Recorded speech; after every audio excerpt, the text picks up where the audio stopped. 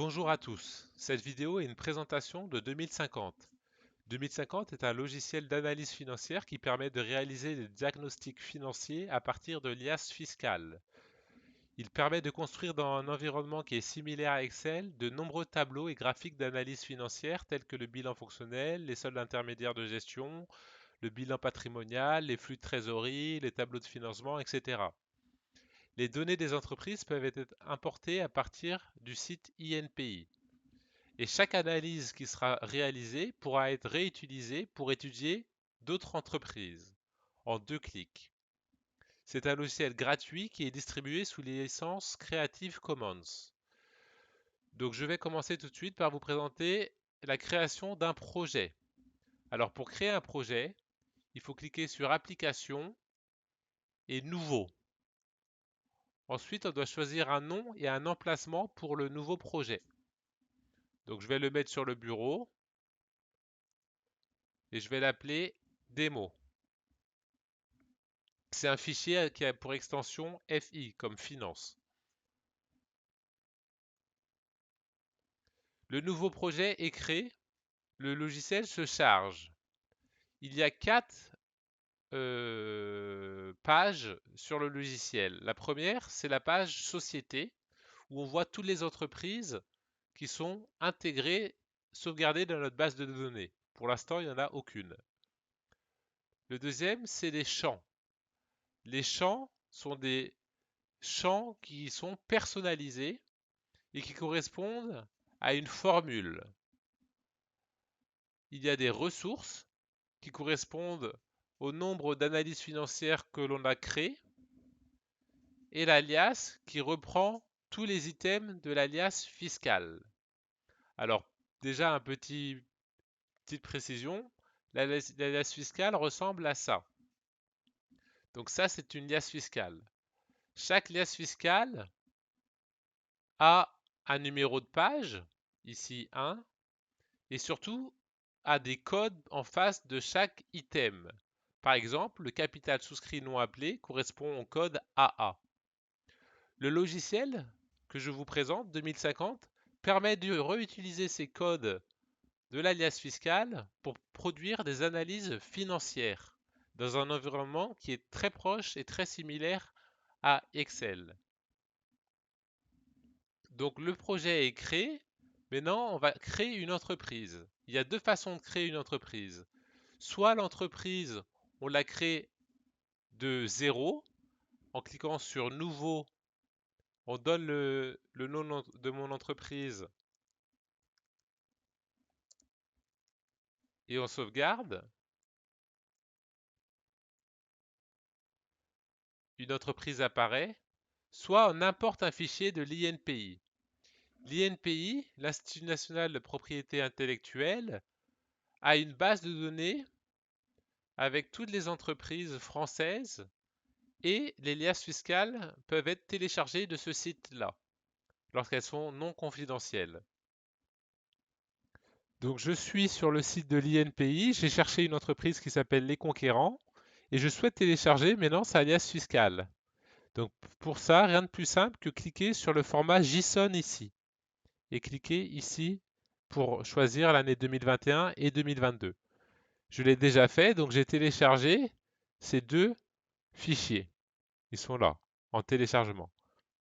Maintenant, je vais les importer dans le logiciel. Donc je mets importer INPI, je choisis les 2 fichiers, enfin un fichier par un fichier. Donc le premier, l'import est réussi. Le deuxième, l'import est réussi. Alors je vois que maintenant j'ai 2 entreprises. J'ai celle que j'ai créée à la main, mon entreprise démo, et j'ai les conquérants que je viens de télécharger. On voit la date du premier exercice et du dernier exercice que contient la base de données. Si je souhaite consulter les données de l'alias fiscale, je peux cliquer sur Arrêter des comptes. Cela va m'ouvrir l'arrêté des comptes où je vois les valeurs pour les années que j'ai téléchargées correspondent au code des liasses fiscales. Et si je souhaite, je peux les modifier à la main. Je peux modifier une valeur en changeant une valeur et en cliquant sur sauvegarder. La valeur sera sauvegardée. Maintenant, je peux fermer. Si je retourne sur mon entreprise par démo, si je vais sur l'arrêté des comptes, les valeurs sont nulles parce qu'il n'y a aucune donnée, donc il faut tout rentrer à la main, ce qui est assez fastidieux. Donc je vous conseille de passer par l'INPI pour télécharger les données de l'alias fiscal en premier lieu. Ensuite, quand on a téléchargé une entreprise, on va vouloir l'analyser. Pour l'analyser, on va pouvoir utiliser les codes d'alias fiscal, les codes qui sont connus, ceux-ci, par exemple le fonds commercial AH, ou alors on va pouvoir utiliser des champs personnalisés. Les champs personnalisés correspondent à une expression, une formule qui contient des codes de l'alias. Par exemple, pour le capital souscrit appelé non versé, la formule c'est CB moins CC. Si je vais sur l'alias fiscal, capital souscrit non appelé non versé,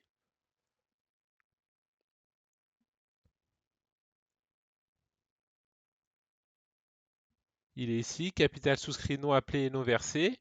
Le net, c'est bien CB moins CC, le brut moins l'amortissement. Donc je retrouve dans ma liasse, ici, le capital souscrit appelé non versé, CB moins CC. Tous les champs personnalisés commencent par la lettre dièse, c'est obligatoire. Donc tous les champs personnalisés qui commencent par un dièse correspondent à une formule.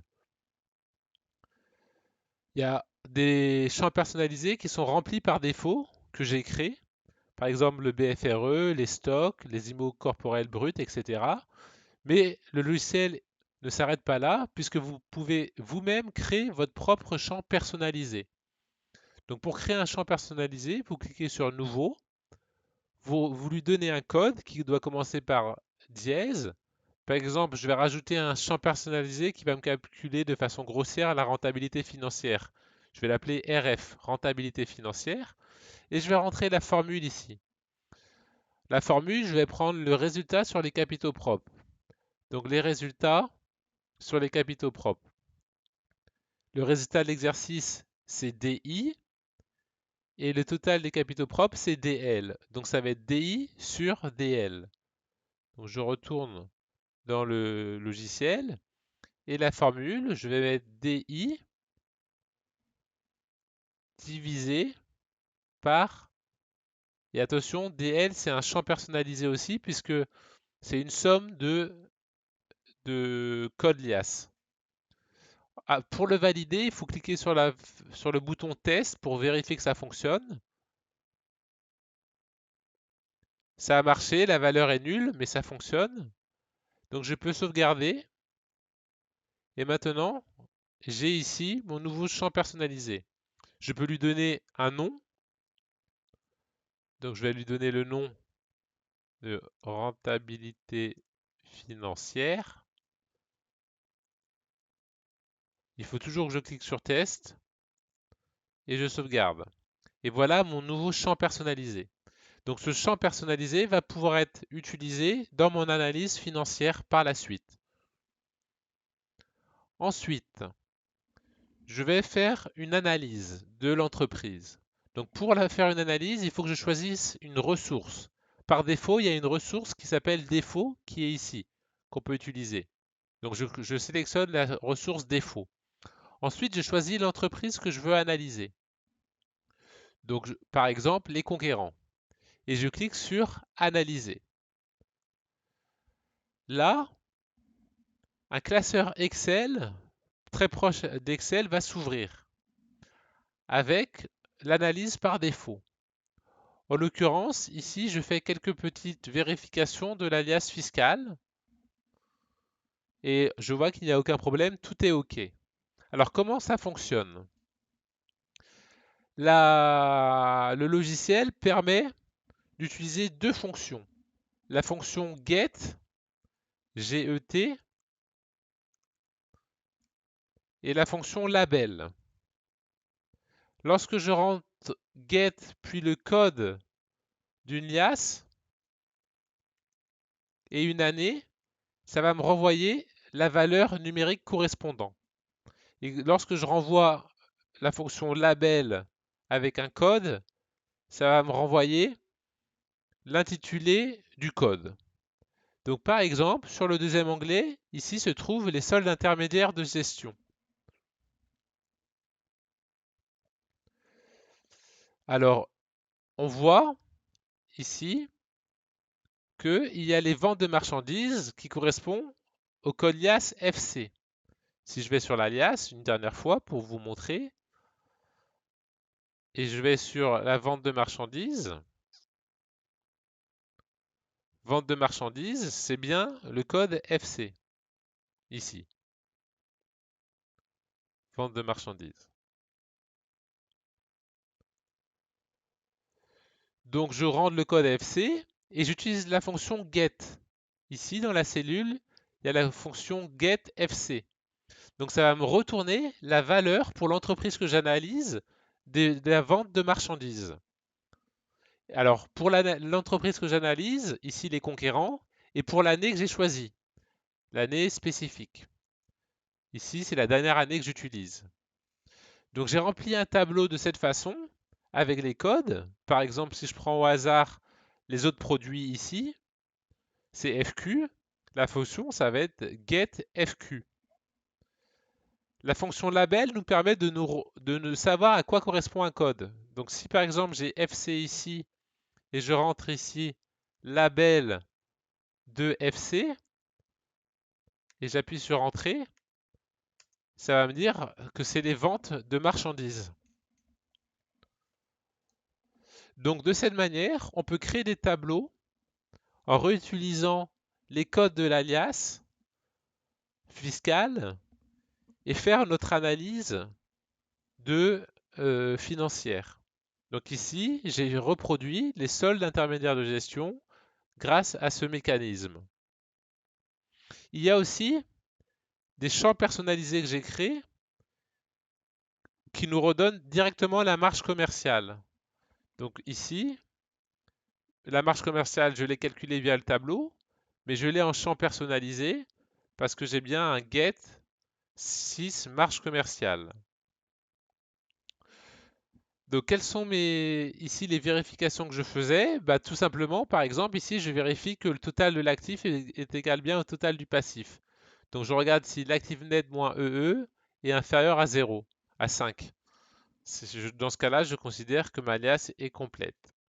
Il y a une petite fonctionnalité surprise aussi qui permet de récupérer la dernière année de l'alias fiscale. C'est la fonction get et on rentre le mot-clé last year de petit point 1. Dans ce cas-là, ça va nous donner la dernière année. Donc ici, j'ai fait get last year, ça me donne 2022, c'est la dernière année représentée. Et j'ai nommé cette cellule par la valeur year, ici. C'est pour ça que je réutilise dans le tableau DSIG ici le mot-clé year pour correspondre à l'année. Donc de telle façon, vous pouvez réaliser des tableaux d'analyse financière que vous le souhaitez. Donc je peux créer autant de classeurs que je veux, de feuilles que je souhaite, et je peux faire mes analyses.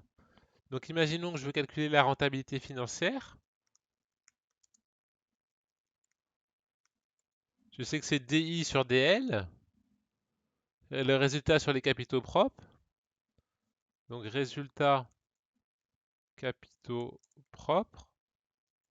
Ça c'est DI sur DL. Je vais mettre des années que je souhaite. 2022, 2021. Et je vais utiliser la fonction get DI sur DL. Ah, j'ai fait une erreur. C'est DI sur DL. Voilà. Get DL. Je choisis l'année, je choisis le code. Alors DL, c'est un champ personnalisé. Donc il faut mettre un dièse en face. Et je peux faire une analyse sur plusieurs années. Je peux faire des graphiques. Je peux faire toutes les fonctionnalités qui sont présentes dans Excel quasiment, qui sont présentes aussi sur le logiciel. Et là, j'ai ma rentabilité financière, RF, qui est égale juste à la division des deux.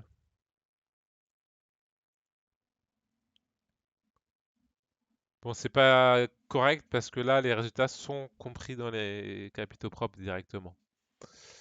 Mais c'est pour donner une idée. Et donc, je peux utiliser le champ personnalisé aussi, RF, qu'on a créé tout à l'heure, pour avoir automatiquement le résultat. Donc, je dis pour l'année 2022, et normalement, je retrouve le même résultat. Et là, je vais choisir pour l'année 2021, et j'obtiens le même résultat. Donc, une fois que vous avez créé votre classeur et que vous êtes satisfait avec tous vos calculs, vous n'oubliez pas de le sauvegarder. Cliquez sur sauvegarder. Une fois qu'il est sauvegardé, vous pouvez l'ouvrir et retrouver les mêmes valeurs.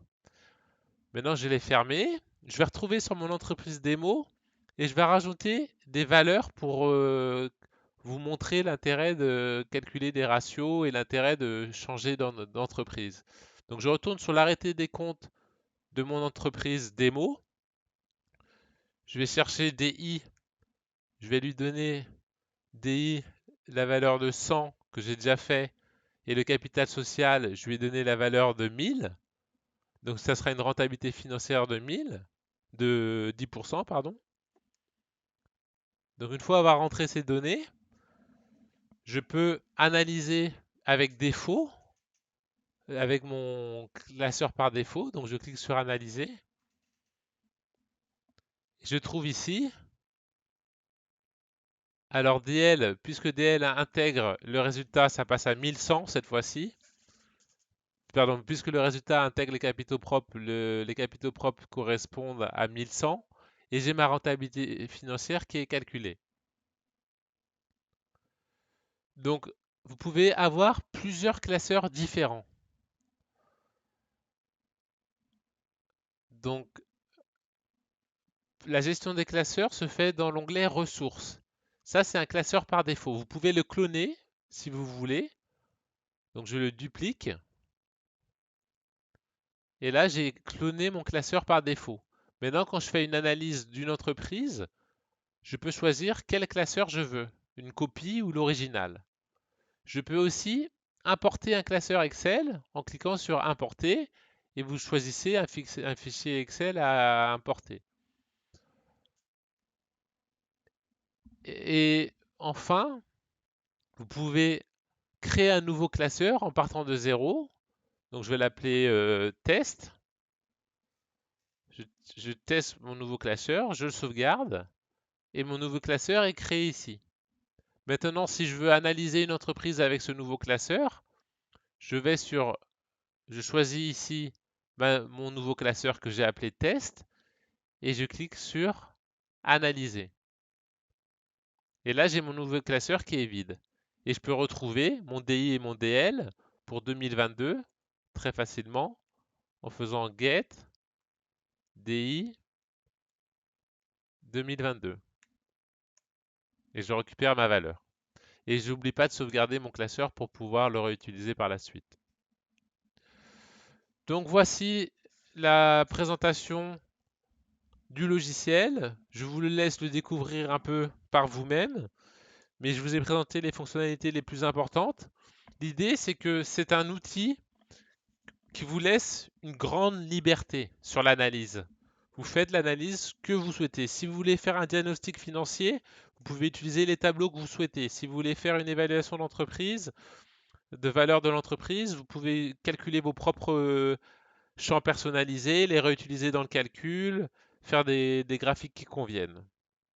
Voilà, j'espère que ce logiciel va vous plaire. Vous pouvez le télécharger dans la description de cette vidéo. À bientôt.